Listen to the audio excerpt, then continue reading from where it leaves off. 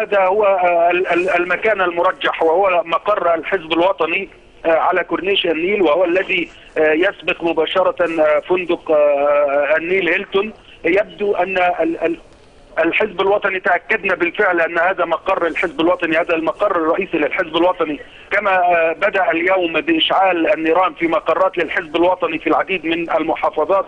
يبدو أن الأمر وصل إلى المقر الرئيسي. هذا يعني وجود المتظاهرين عبد الفتاح، هل يعني هذا وجود المتظاهرين داخل مقر الحزب الوطني الرئيسي الموجود على كورنيش النيل؟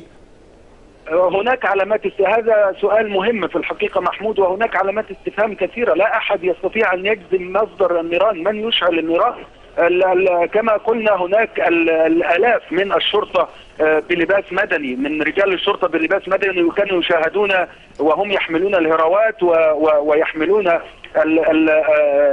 يحملون الأواني التي يضعون فيها الحجارة لكي يقذفوا بها. يعني شاهدنا سلال من البلاستيك مملوءة بالحجارة يحملها الجنود لكي يقصفوا بها المتظاهرين، وأيضا شاهدناهم وهم يلقون القبض يقتحمون المظاهرة وكأنهم سيشاركون فيها، ثم نفاجأ بأنهم يلقون القبض على بعض العناصر من المظاهرة ويأخذونهم إلى سيارات الاحتجاز. وبالتالي لا يمكن الجزم بما إذا كان المتظاهرون هم من أشعلوا النيران أم أن أحدا آخر قد أشعل النيران، لكن هناك بالتأكيد محاولة لإظهار الصورة وكأن هناك عمليات تخريب، عمليات عنف، عمليات اعتداء على الممتلكات العامة والخاصة، وبالتالي قد يبرر هذا أي إجراءات أمنية قمعية أو أي أمور أخرى تستخدم. قد يبرر البطش الذي استعمل في بعض الأوقات من جانب الشرطة في اتجاه متظاهرين مسالمين.